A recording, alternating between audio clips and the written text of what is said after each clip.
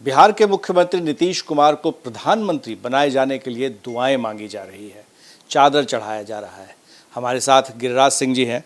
गिरिराज जी, अब आप क्या करेंगे? उनके लिए तो दुआएं हो रही है, अब तो प्रधानमंत्री पद के लिए वो एक तरह से दावेदार होते जा रहे हैं बिहार से।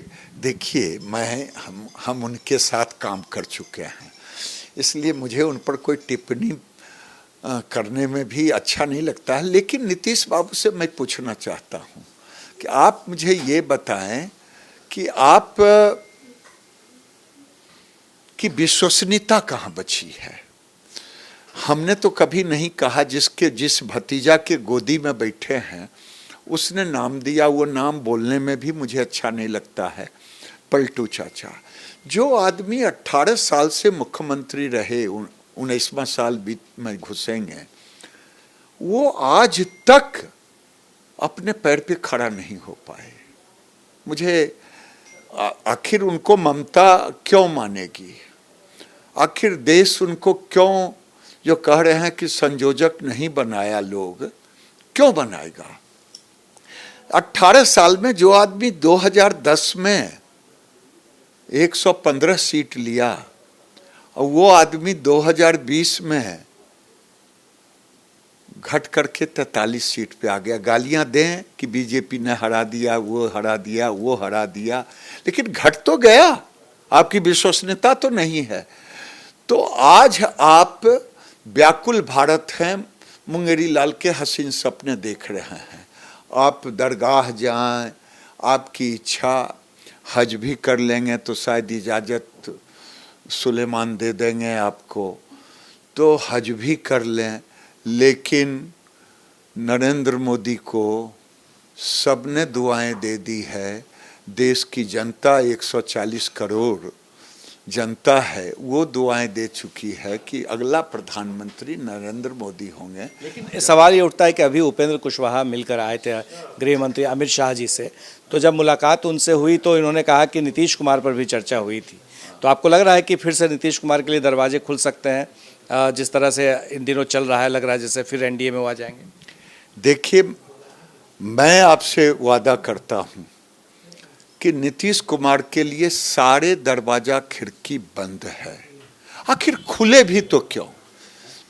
जिस आदमी की विश्वसनीयता जमीन पर आ गया हो, जो एक समय हीरो के रूप में 2010 में था, आज जीरो के रूप में। गिरिराज जी, एक बार वो आ चुके हैं आपके साथ, छोड़ करके वो आ चुके हैं, तो दोबारा आने में क्या दिक्कत है? लेने में, राजनीति में तो कोई परमानेंट दोस्त दुश्मन होता नहीं। मैं आपसे कोई अलग नहीं हूं आपकी बात से, लेकिन लिया जाएगा, कुछ रहेगा तब न। इनके पास कुछ बचा ही नहीं है, इनके पास राजनीतिक पूंजी बचा ही नहीं है।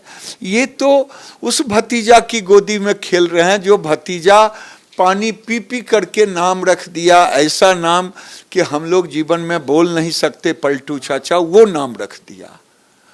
तो आज इनकी विश्वसनीयता कहाँ है? और लालू जी भी डरे रहते हैं। ये जो माहौल बनता है कि लालू जी को भी डर लगा रहता है इनकी विश्वसनीयता पे कि रे तेजस्वी, कुछ मत बोलो, नहीं तो ये भाग जाएगा, ये भाग जाएगा। ये भाग के जाएगा तो आप शरण में लेंगे? हम तो कह दिए कि दरवाजा खिड़की बंद है, लेकिन लालू जी को नहीं भरोसा है कि नहीं तो मेरा बेटवा का क्या होगा। तो लालू जी अपने बेटे को सुरक्षित के लिए नीतीश जी को कवच कुंडल दे रहे हैं, लेकिन नीतीश जी कवच कुंडल लेकर के भी 25 में बेटवा को गद्दी नहीं देने वाले हैं। पर एनडीए के जो घटक दल हैं, चाहे जीतन राम मांझी हो या फिर उपेंद्र कुशवाहा हो, ये सारे नेता जो एक के बाद एक कहते हैं कि नहीं, नीतीश, पशुपति पारस जो आपके केंद्रीय मंत्री सहयोगी भी हैं, वो कहते हैं कि आते हैं तो स्वागत होगा। तो इससे किस रूप में आप लेते हैं? हम तो व्यक्तिगत रूप में, पार्टी के एक कार्यकर्ता के रूप में मैं देखता हूं कि कोई भी राजनीतिक गठबंधन होता है कुछ लेन देन पर, तो इनके पास कुछ बचा ही नहीं है। इनके पास जो बचा है उसके दावेदार दूसरे लोग बन रहे हैं। ललन सिंह है राष्ट्रीय अध्यक्ष जेडीयू के, वो कहते हैं कि उनकी पार्टी में बहुत सारे बीजेपी समर्थक हैं और एक तरह से उनको बाहर कर रहे हैं, और ये भी कह रहे हैं कि नीतीश कुमार तो 7 जन्म में बीजेपी की तरफ देखेंगे भी नहीं, यहाँ तक उन्होंने कह दिया कि उस तरफ थूकेंगे भी नहीं।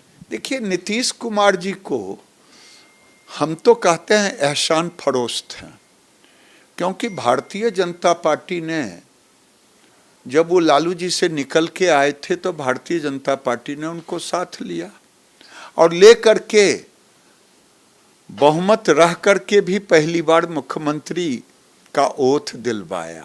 एक बार नहीं, 2 बार नहीं, 3 बार, कई बार ओथ दिलवाया।